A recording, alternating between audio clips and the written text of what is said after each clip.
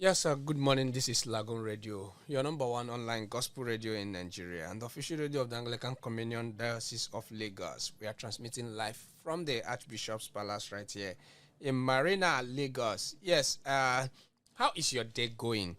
I know you can remember whenever you hear that song on Lagoon Radio, it is time for State of the Nation, our political program on Lagoon Radio. Yes, and this morning we'll be looking at 2023 politics. Where are the youths? Yes, we've been asking that question. Remember, you can download the app on Google Play Store and Apple Store. You can also follow us on our social media platforms on Facebook, Lagoon Radio Nigeria, and on Instagram, Lagoon Radio NG. Yes, that's doubles for Instagram and Twitter. And you can listen to us directly via the link www.lagoonradio.ng. Yes, on Facebook, we are streaming live. Yes, you can watch us live on Facebook. And this morning, yes, we have a politician in the house where we talk about where are the youths? Yeah, and we have a youth in the studio. We have Femi Oluwasomi. Femi, good morning and welcome to the program. Good morning. Thanks so much for having me. Yes, 2023 is around the corner.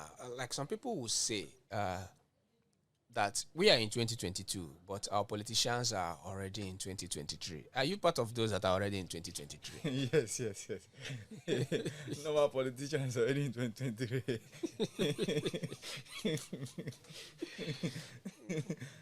Okay, now that will bring us to the question.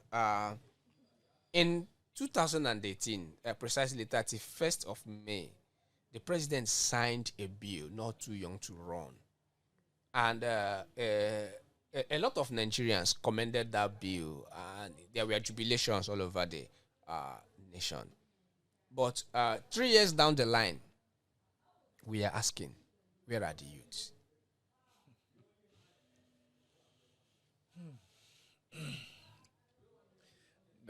That's a great question. The youth are everywhere, Okay. but they are not visible to the power broker because of so many factors that is affecting even us as a nation. The youth, they are everywhere, but they are not visible. But when it gets to a time of violence, causing trouble, creating problems, that's where they will know that the youth exists. So youth are everywhere.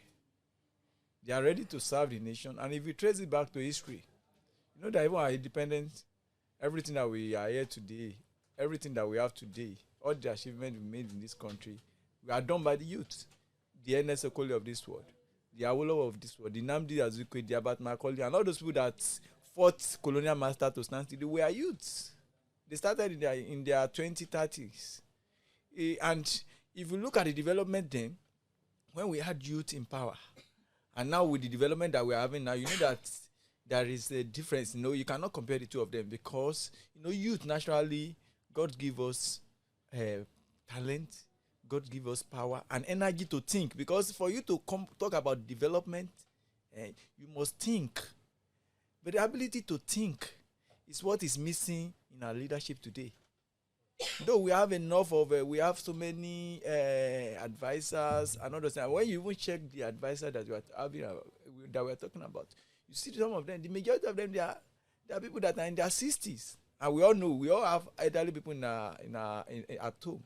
You know, we know the way they think, we know the way they forget things at times. You know, those are the things. So the youths are everywhere, but they are not visible when it comes to the issue of political process to the power brokers.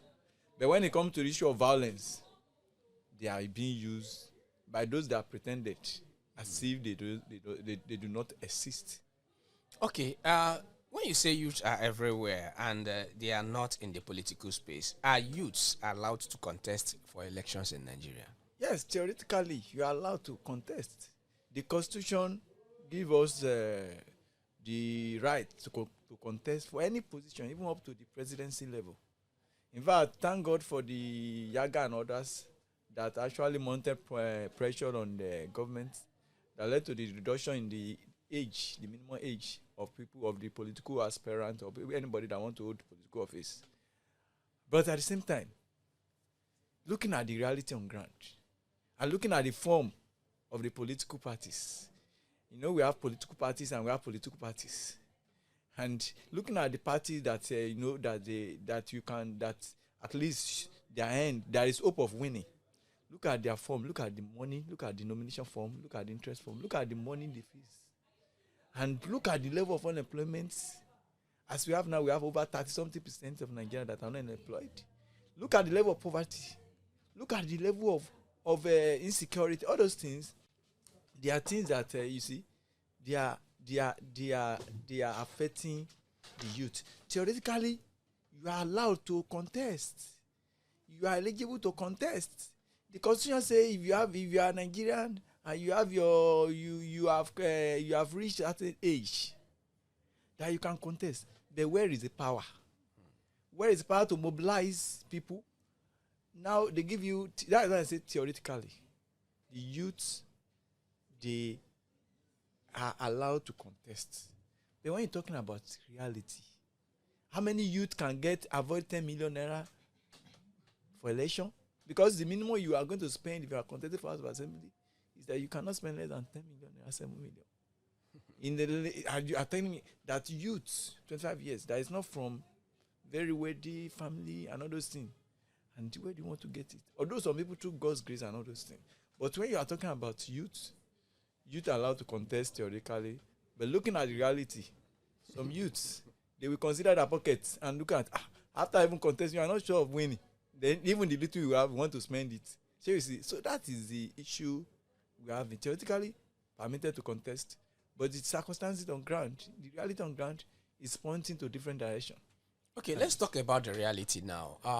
Last year, the PDP in their convention, a 25-year-old was elected as the national youth leader of the PDP, and it was celebrated. In fact, it was massive.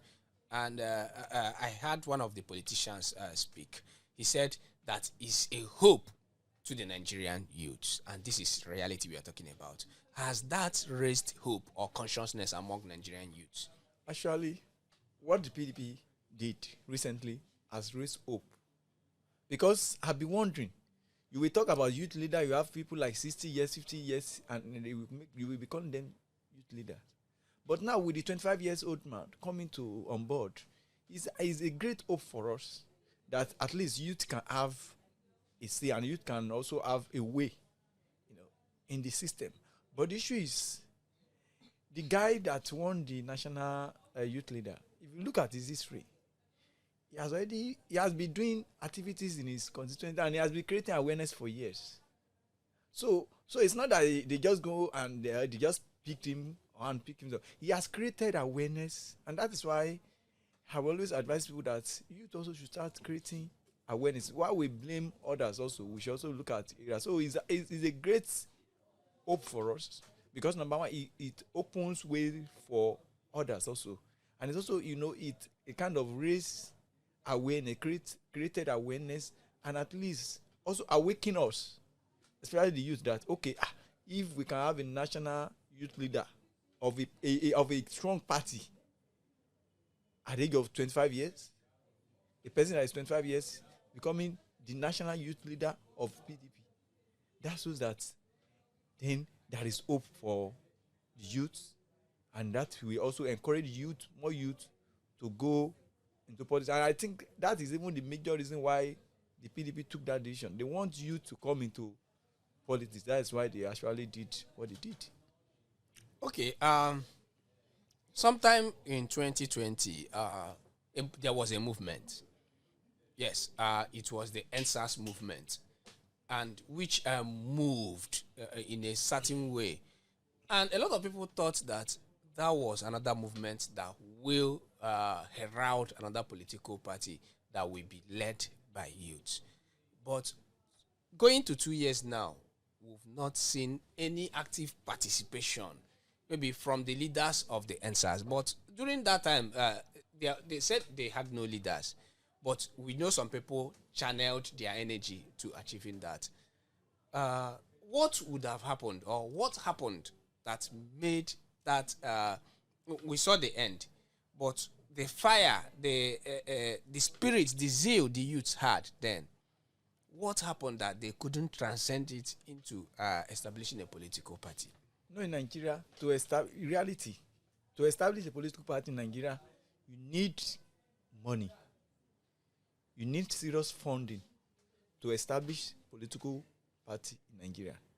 And majority of the youths then that we even have, some of them, no, they are not, they don't have enough money, number one, to start with.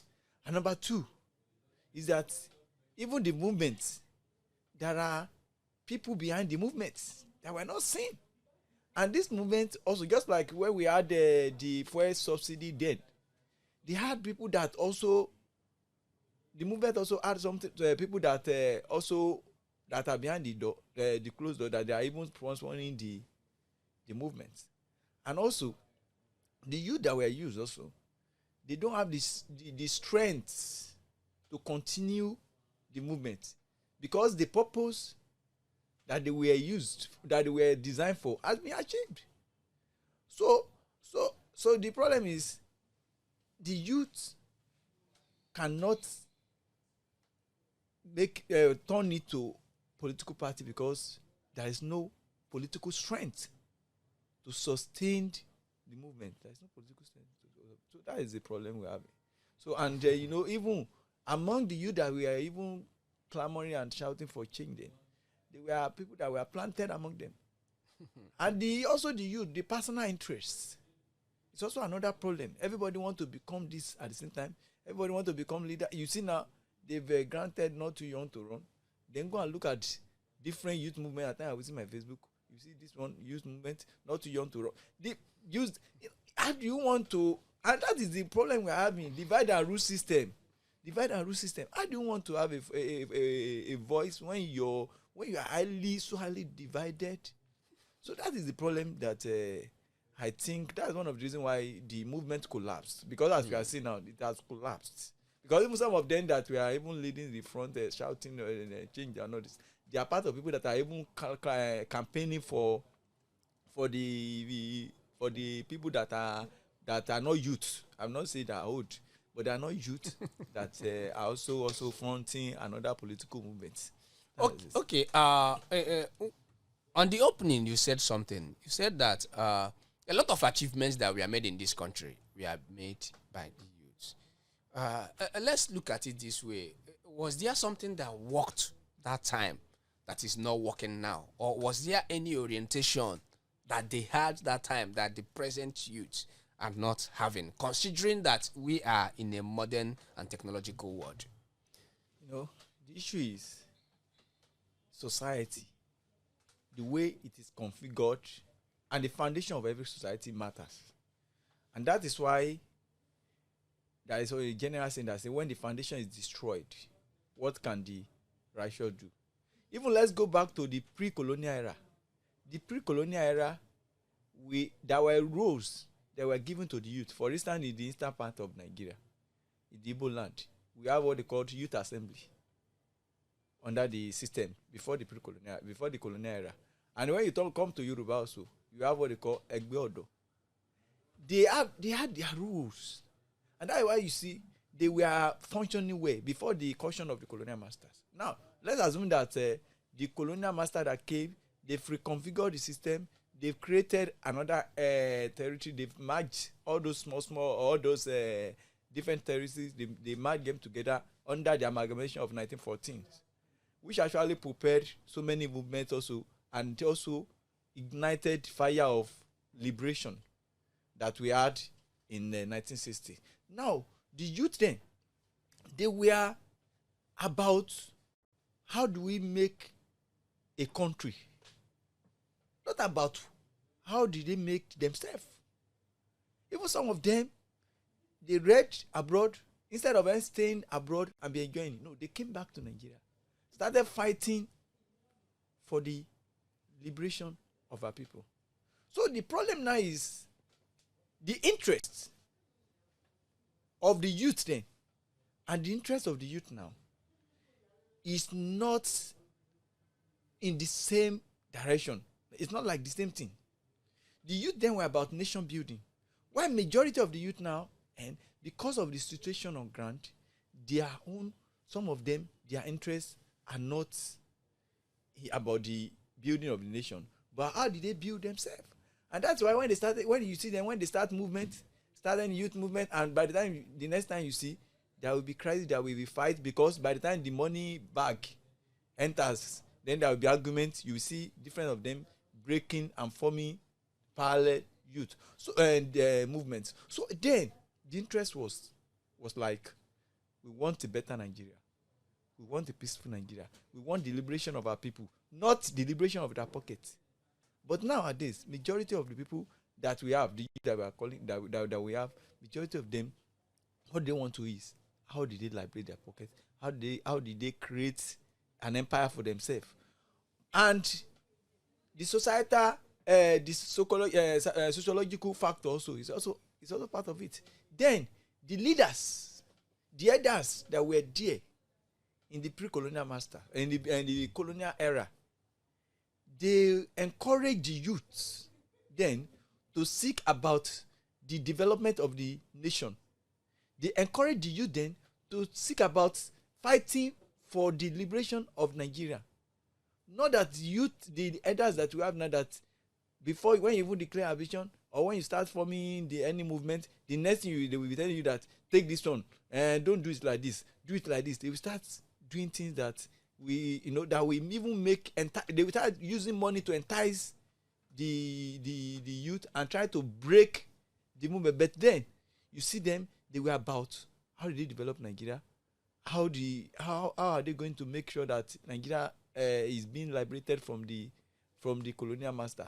That's the only difference that I can, at least at this point. But now we also know that even the system is highly corrupt, and the system also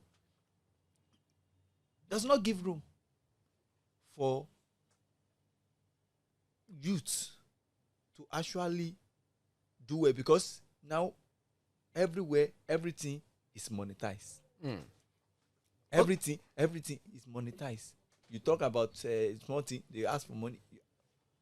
Those are the things that I see that are different from what we have. Okay, before we go on a break, you are contesting in the 2023 election. Yes. What motivated you as a youth to embark on this journey? Yeah. One thing that I think I was saying this guy that my own is that what I saw at my constituency when I started doing empowerment program for them, debates for students, I saw a lot of things that changed my mind. Though even during my service here, there are so many things I did also. About 8 years ago, when I got to the village in the north, and I saw that the school was like everywhere, I tried my best. I built toilets, do so many things for them, planted trees, so that because of everything I did. So coming to my own constituency, I saw the level of destruction. You get to some school, I got to some school, I was crying because there was no chair, no table. Some, you see the building collapsing, and I said, okay, I cannot continue to be doing inter-school debate alone, because this one has gone beyond inter-school debate or trying to encourage. This one is action. We need action. Then how do you have the action? By seeking for power, and when you get the power, you will use the power to at least rebuild the system. That's why if you see my slogan, I always say mission to rebuild. The meaning of rebuilding, mission to rebuild, that rebuild, if you notice, I always write it in capital letter. The first one is repositioning. The second one is about educational, economic development. The third one is about better education for all. I use the word better education for all because there are private schools there. So when you are developing a part of society, because you have money, sending your some students are going to private school, some are not going to school. Because to me, the public school there, they are nothing to write about. That is why I use the word better education for all, not for a set of the society, and that is where I'm going to start with, and that is the reason why I want to contest. Number one, if I'm not, that education sector must be revived, and that is why when you see all my programs that I've been doing has been tailored toward education, because the reason why is that education is the foundation of the society. If you see any society that is prospering today, go and look at the education. And if you see collapsing society or collapsing states, just as we have in the Northeast, go and look at the foundation of education. When they were giving free education to children in the West by Obafemi Awolowo, then asked what were they giving to the children in that particular region? And now everybody, we didn't do everything. We were looking at aside, looking at it is for the North. Now the insecurity degenerated to everywhere now, that even to travel from my village to another village, everybody is afraid. We are all afraid. So now what is prompting me or motivating me to go into it is number one to rebuild the system, and that's why I'm using repositioning, economic development, better education for unlimited access to healthcare, because even the healthcare too is nothing to write home about. And also when you're not talking about, I also have inclusive empowerment. That is, it's not going to be for one set, but for everybody. And now we have limitless opportunity for the youth, because I know I'm a youth. So I must have limitless opportunity for the youth. We must always strive to how we do empower our youth. And now the third one, the last one, which is development of sports and agricultural sector. Because in that area, majority of them, what they do most is agriculture. So I will see how I can empower them, because while you are talking about education, the empowerment of the people also must also be put into consideration. And most things that they do, the major work is agriculture. Then how do we do that? Giving them so many things that will enhance their produce. And that's why I said my mission. That's why you see mission to rebuild. So what is prompting me is rebuilding agenda. I want to go and rebuild the place and make sure that I create an every environment for all. And that is the vision.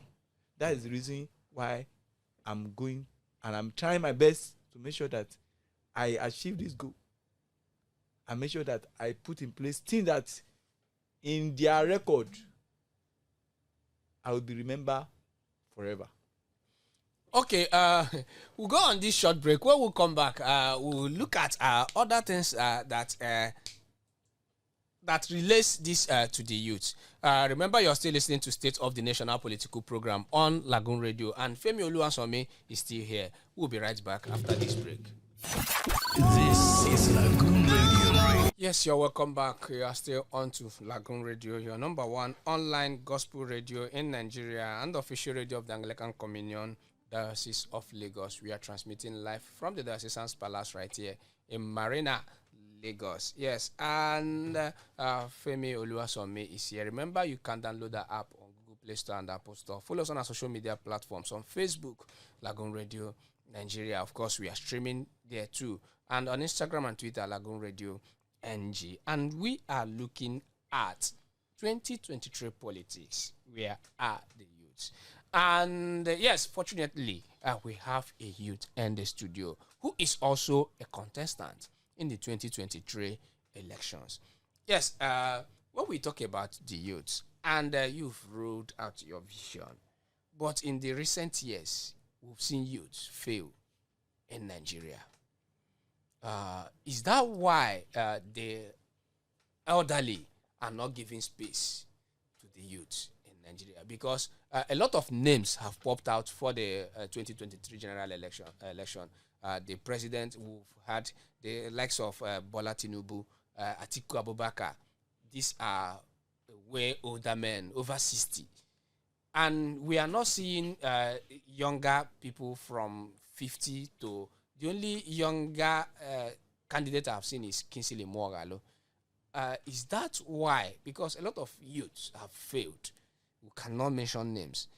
Is that why the elderly are not giving the youths a space in the political face of this nation? Thanks so much.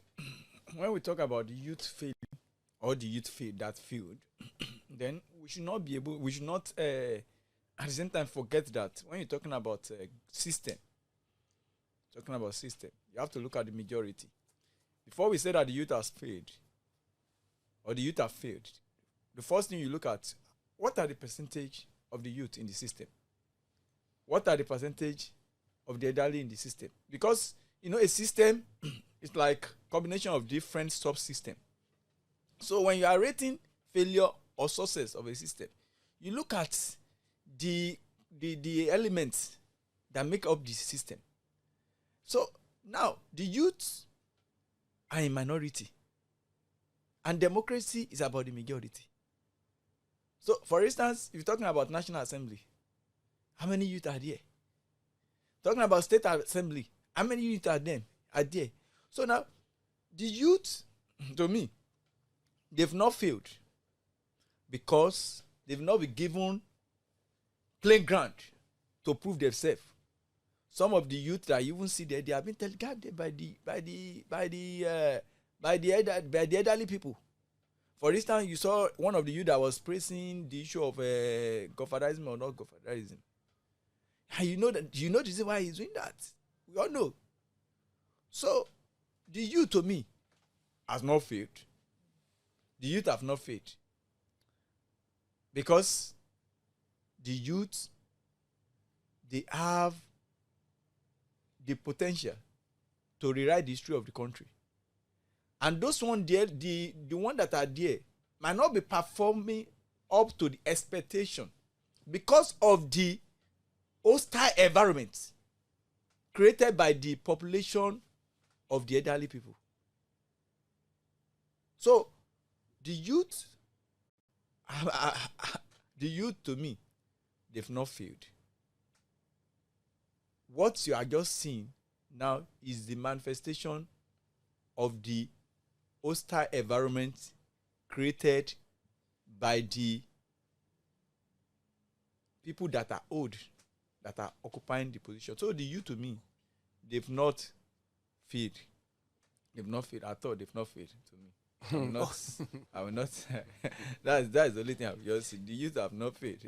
So, and when you're not talking about the number of them, why are they not? For instance, you made mention of the youngest person that you've seen that is aspiring to contest for presidency. I mean, is Magalu. Yeah.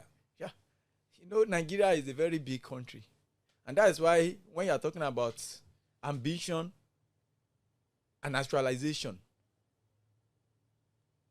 there must be time frame, and there must be strategic planning. It will be very difficult for a youth to win presidency in Nigeria. Because, number one, apart from the issue of money, the issue of the structure. You know how many local governments in Nigeria alone? That is 774 local governments. And inside one local government, you have about 70 wards. Now multiply it. And these are the areas where we have. These are the areas where you have polling units. About thousands of polling units. So, when we are talking about youth participation in politics, we should also be at least be put into consideration the environmental factors.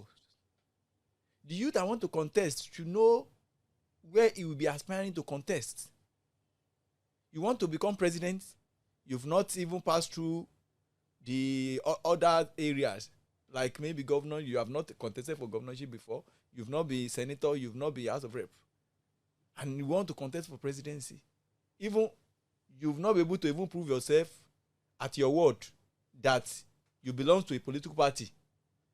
No, at this time we must be able to differentiate between noise and voice. So the youth that will contest for presidency will be youth that maybe he has been holding public office for years. And he must have been participating in politics. And that is the advantage that these elderly people they have. But most of them, for instance, the current president that we have now in Nigeria was president before, was head of state before. So they've already created the structure. So to win a Nigerian election, it's not easy for the youth. And looking at the level of poverty that the government have created, that the system has created, don't let me say government, that the system has created. So now, you want people to vote for you, you have to give them something. People will be requesting for you for transportation, for this and that and that. Where do you want the youth that just graduated from university to see this money? So to contest for presidency in Nigeria is not a small position. So I will advise the youth that are really serious to look for position that at least when you tell people that you want to contest, people can even listen to you and support you. So that's why I said you must able to know the timing. So you might want to become president. You might have seen the vision that God make you that you are going to be president of Nigeria. But that does not mean that it's going to be that day, from that day that you saw the revelation. You must be working towards it. And how do you do that? By trying to look at yourself, oh, which position can I start from now? Then from there, when you do things, and people see that, oh, this guy really performed, then from there they cannot say, okay, come and go up and represent us. So, but the problem with us is that you will see some youth now, they are forming, now they've started forming different parties now. You have this party. And from now, you now see the youth that has not contested for anything before, that even in his word is not known. We say, you want to become president of Nigeria. And we will give a press conference. And from there, now, one thing that is also making them to feel as if they have the weight is because of social media. So many youth, they are heavy. For instance, for the issue of this one contestant in Lagos, like for instance, if you look at the social media, Andrew, he has about 6 million. And if you look at the result of the election, so now when you're talking about ambition and talking about presidency, it's a very great task to do. So the youth needs to, we need to plan, and you need to strategize, and for you to be able to achieve that dream, number one, it must be you that, for this, even in advanced country, go and look at all, for the current president of France. They have been holding positions. Not that you just wake up from one place and you. No, it won't work. And Nigeria is a very big country that is now inflicted with poverty syndrome. So now the youth must be able to have strong structure and plan, and there must be unity. We have about 60-something% when you're looking at the population. But when you're looking at population, but after the election, you see that these people, they will still be the one that will stay occupy the place. So in Nigeria, the presidency is a very great task for the youth to aspire to contest. I must be honest. Okay, talking about youth and the participation, you mentioned something earlier. Let's look at civil societies. Look at Yaga and Serap, what they have done over the years. Should there be more orientation for people, for youth, to be involved in this in politics? Because for me, the National Orientation Agency, over the years, I can't see their impact in the national politics. So, but what Yaga and the Serap are doing, should there be more emphasis laid, or should there be more sensitization made for youth to? Because you also mentioned the largest population of Nigeria is youth, and they are the ones that suffer these maladministrations. What should we do, or what needs to be done for more youth to participate? Now, you just made mention of awareness creation. That spirit, that is this kind of inferiority complex. Some youth, when they have the capacity, even some of them, they have the strength, but they will, because of the story they've heard, immediately they will say, no, I can't go and waste my money. The little money I've gathered for years, I can't go and waste it too. And that is it. I can't go and waste it. And it's true. Because if you look at the percentage of youth that contested in the last election, and you see the result. You see that it's like very, very, very, very low. So now what we need to do, at the same time, what we need to do now is for more of Yaga. I was at one Yaga's program recently that they did. I attended the program. They invited so many people, they gave education, enlightened us on some of the things that we need to do. We need more of civil society organization to come and rescue this nation by giving us orientation, creating awareness, even in some area, in some this thing, supporting the youth after their primaries. This one, okay, you've given the ticket. This is the total support we will be giving to you. So we need more, because when you're talking about National Orientation Agency, it cannot help in this situation, because you know it's an arm of government, and you know that the people that are the affair of the government, most of them, they are in their 60s. Recently, some people said that even President Buhari, when he signed the thing, when he signed Not Too Young to Run in 2018, he made mention of one thing. He made a statement. He said that you should wait till after 2019 before you can contest. And the same statement was repeated by one of the aspirants about 4 days ago. That you will still become president though, but you go and wait, let me to finish. When I finish, you come out. You know, that is it. So now, so you can't expect people with that kind of orientation to allow the National Orientation Agency to function the way they ought to function in the area of educating the youth and creating awareness and consciousness. So, but the effort of the civil society organization like Yaga and others, if you can have more of them that are not governmental, they are not governmental organization, they are not partisan, they will give proper education to the youth.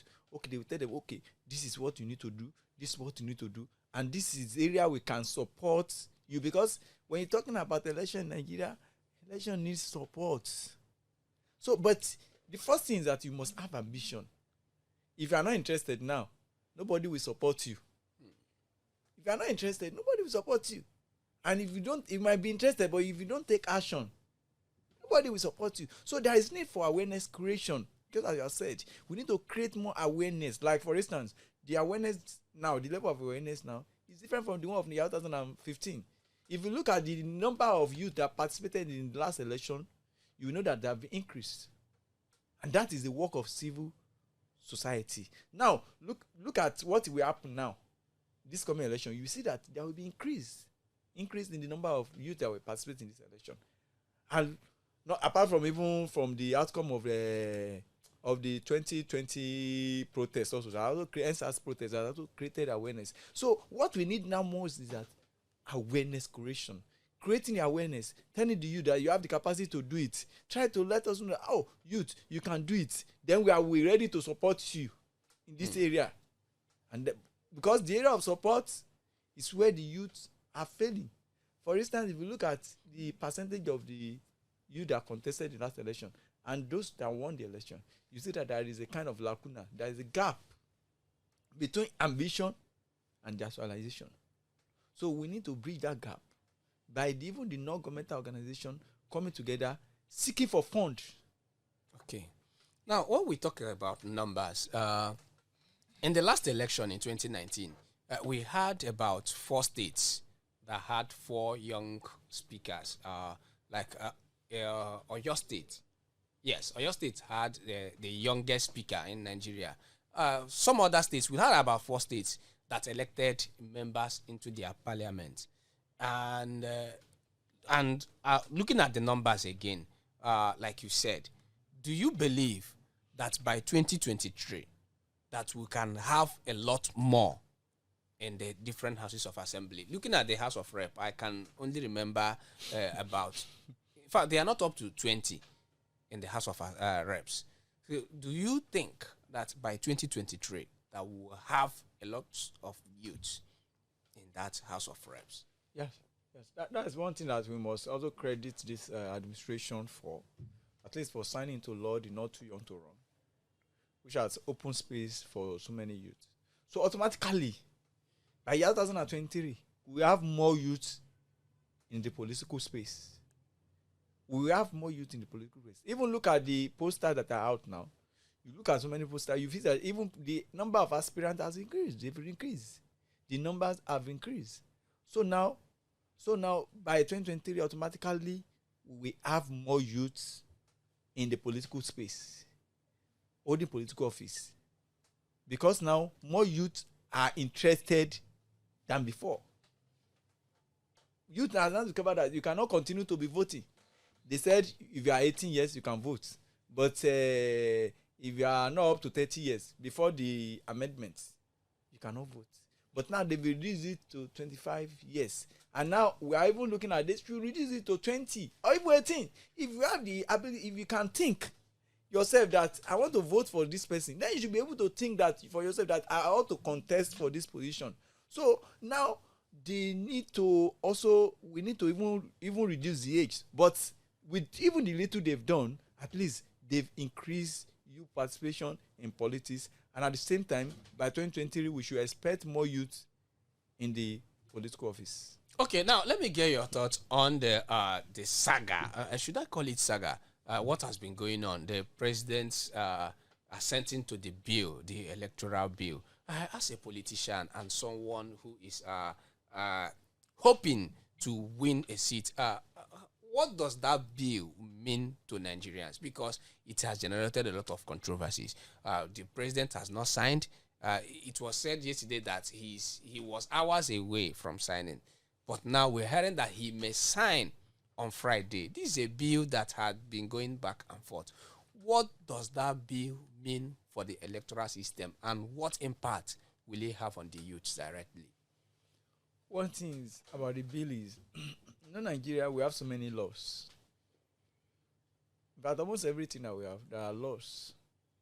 But the question is, why are we having increase in the crime rate? Why most of the things that we made law for, why are they happening? And they continue to happen. So now, the issue is signing the bill or not signing the bill. Nigeria election, for now, is still far away from having what is expected to be, from being what is expected to be. The outcome that everyone is supposed to be, like a system, like if you have a system you put in, you expect results based on what you put in it. But in our Nigerian system, our election is still far away from that kind of process. But at the same time, signing the bill will reduce the level of fraud, because it will give room for at least transmission of results quickly. And at the same time, creates avenue for more transparency. But at the same time, we all know that even there are still areas that we don't have network in this country. There are still areas that we don't have light. There are still areas that even to get to that place is still problems. And these are the areas that we have to contest and that you have to count vote. You have to vote. So that might be the reason why the government is trying to look at, okay, what are the areas that we need to address? What are the areas that we need to amend in the system? What are the areas in the bill that is proposed? What are the areas that we need to do? Maybe that is why he has not signed the bill.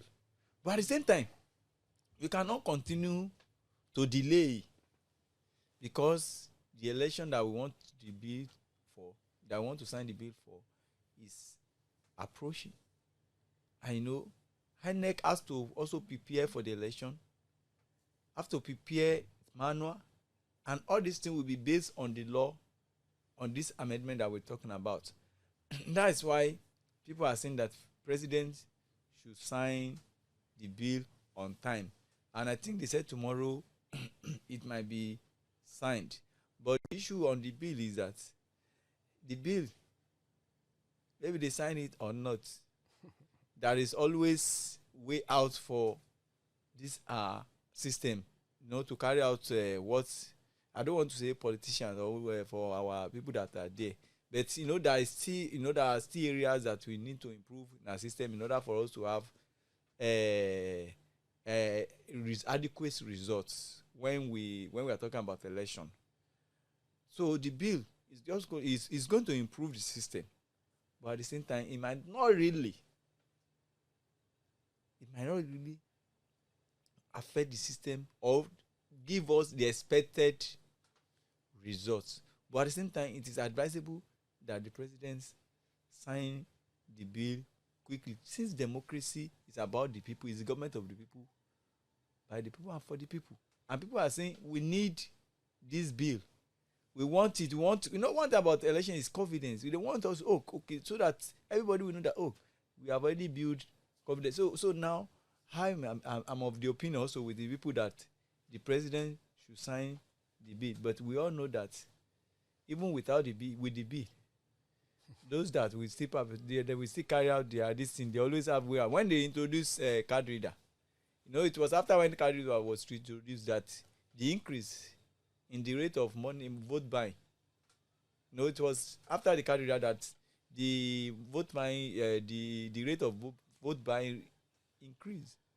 So that Nigeria just come on with that particular law. There will always be way to counter it. That's why I think the president and his team member, his cabinet, they are trying to look at how do we make sure that we have a perfect bit. So the president, in his own wisdom, in his own wisdom, is trying to make the bill to be okay. But at the same time, Nigeria won the bill as it is now before the election, so that at least we can be able to reduce the level of inadequacy that we always have in our system. Okay, let me get your closing thoughts. You are contesting again for 2023. As a youth, how hopeful are you to emerge victorious in that election, even from the primaries? Because election starts from the primaries. How hopeful are you that you can emerge victorious? One thing, as a Christian, I believe in God, and I believe in time, and I believe at appointed time. When I say time, appointed time, and that is why I've been doing my humanitarian service for years. In the north, I've done that. Even while I was doing my service here, I did a lot of projects. I just believe that doing good, attempting, telling people of your intention, interest, and ambition to correct the inadequacy that you observe is the best way to voice out your concern, which I'm doing. And at the same time, I know that people are watching. People are seeing what you are doing. People themselves, they know who is the best for them, which I'm very, very sure that by the time they will be looking at my record, they will believe that this is the best candidate for them. And my people, I know them. They are lovely people. They are great people. And I know that when the time comes for them to judge who is to represent them, they will surely pick me because of my past, because of what I have done to the society, and because of what I am promising to do. So I'm very, very confident, and I know that I will emerge at the primary level, and when it comes to the election, I win the election, because they said a journey of 1,000 miles start with a step, and me, I've started taking the step for years. So, and that will be, and the length I've reached, they will look at it and they will give it a measure, and my people will decide who to be, which I'm very sure that they will actually make me. So that's why I'm confident that my people are good people, and they are looking at what I'm doing. And when the time comes for them to judge, they will surely say, okay, our child, our son, go and represent us. So the judgment is on the people. Okay, good luck to you on your ambitions. And thank you so much for coming on the program. We hope to see you whenever we call on you. Okay, and that's the size of the package this morning on State of the Nation, our political program on Lagoon Radio. That was Femi Oluwasomi. He's a politician. He's contesting for House of Assembly in Osun State. And join us again next week, Thursday, by 10 a.m. when we'll bring you another bumper package edition of the State of the Nation. From me, Anosike Chimezie, is goodbye. And thanks to our producer, Oluwaseyi Ajadi, for pressing the right buttons. See you again next Thursday. This is Lagoon Radio.